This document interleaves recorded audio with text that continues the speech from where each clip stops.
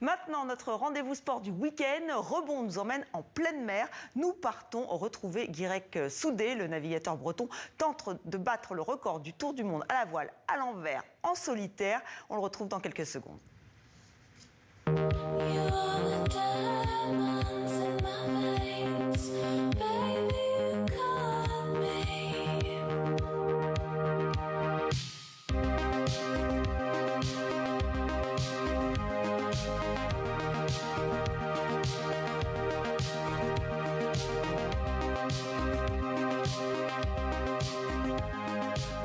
Bonsoir Guirec, vous étiez venu en plateau nous présenter ce défi. Vous êtes parti le 23 décembre dernier à bord de votre maxi trimaran, ce sera mieux, pour tenter de battre le record du tour du monde à l'envers en solitaire. On est vraiment très heureux de vous avoir parce que c'est pas simple, hein, vous êtes en pleine mer. Alors comment ça se passe? Parce que je crois que vous avez eu des petits ennuis, vous êtes sur la route du retour mais vous avez croisé malheureusement un filet de pêche. Oui, exactement. Écoutez, bonsoir, très heureux d'être avec vous en direct. En effet, je me trouve actuellement dans l'océan Atlantique, je suis au large de la Namibie en Afrique. Et donc j'ai passé mon dernier cap, qui est le cap de Bonne-Espérance, il y a maintenant 2 jours. Donc là, je suis dans des conditions un petit peu musclées, j'ai entre 30 et 40 vent et 3,50 m de mer. Et malheureusement, en effet, il y a 4-5 jours, j'ai percuté un filet de pêche et donc j'ai endommagé mon safran tribord, donc mon safran droit. Et pour l'instant, c'est pas possible pour moi de faire une réparation, mais voilà, je peux continuer à naviguer comme ça, vitesse réduite.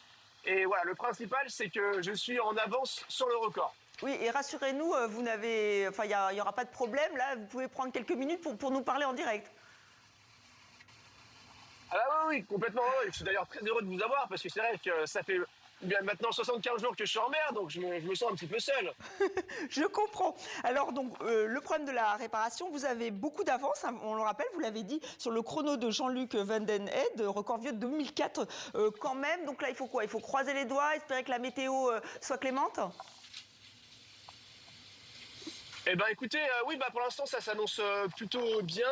Donc là je suis vraiment sur la dernière ligne droite, hein. La remontée d'Atlantique, c'est un océan que je connais très bien. Après voilà, il faut jamais crier victoire trop vite, hein. Voilà, je suis pas arrivé à la maison. J'ai fait, on va dire, les trois quarts de la route. Mais voilà, il faut rester quand même très vigilant parce que c'est un bateau voilà, qui demande beaucoup de concentration et beaucoup de travail, beaucoup d'entretien, beaucoup de montants.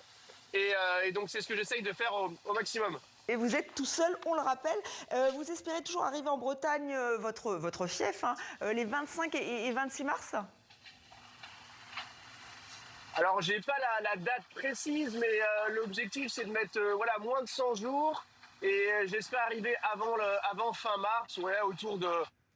C'est ça, à peu près dans ces dates-là. Après c'est toujours compliqué de donner une date précise parce que voilà, je ne connais pas la météo qui va être devant moi sur les 15 prochains jours. Donc c'est difficile d'avoir une date vraiment précise. Alors racontez-nous ce qui a été le plus compliqué à gérer. Vous l'avez dit, là, ce filet de pêche malencontreux. Mais sinon, comment ça s'est passé? Eh bien écoutez, dans l'ensemble, ça se passe bien. Là, au moment où je vous parle, là, je suis à 30 nœuds, donc c'était pas mal, hein, c'est 60 km/h, d'ailleurs je vais me tenir. Ça bouge un petit peu. Et écoutez, alors le plus compliqué sur ce type de bateau, donc ça va être de naviguer en solitaire, hein. C'est un bateau, je le rappelle, hein, donc l'Ultime MACSF, il fait 30 mètres, plus de 30 mètres de long et 20 mètres de large. C'est plutôt des bateaux qui sont faits pour être en équipage.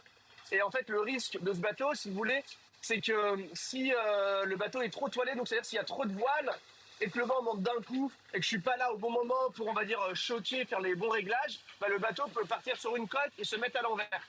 Et c'est ce qui s'est d'ailleurs passé sur mon le dernier prédécesseur qui a tenté ce record au niveau du Cap Horn. Donc ça, voilà, c'est quand même assez stressant. Et c'est vrai que quand tu pars te reposer, il faut quand même rester, on va dire, très éveillé et très à l'écoute du bateau parce que il faut pouvoir réagir en quelques secondes. Oui, finalement, vous n'êtes jamais tranquille, hein. Il faut toujours être aux aguets, si je vous suis bien. Seuls 5 marins ont déjà bouclé ce parcours en monocoque et vous venez de nous l'expliquer. Pourquoi c'est aussi difficile? C'est ça qui vous a motivé pour essayer de tenter de battre ce record? Oui, en effet, aujourd'hui, il y a 5 marins qui ont déjà réussi à faire ce tour du monde. Donc dans le sens inverse des vents et des courants, mais 5 marins en monocoque. Il n'y en a pas un seul qui a réussi à le faire en multicoque. Donc là aussi, l'idée, c'est de faire cette première mondiale. Et en fait, voilà, la vraie difficulté, c'est qu'à l'inverse de la route, par exemple, du Vendée Globe, donc dans les vents et courants importants, c'est que là, on descend l'Atlantique et on commence par le Cap Horn directement. Donc, on vient à l'encontre, en fait, des vents qui sont dans des vents, logiquement, des vents d'ouest. Donc, on part plein est. Et puis, c'est là où on est, en fait, on tape dans les vagues, on tape dans la mer.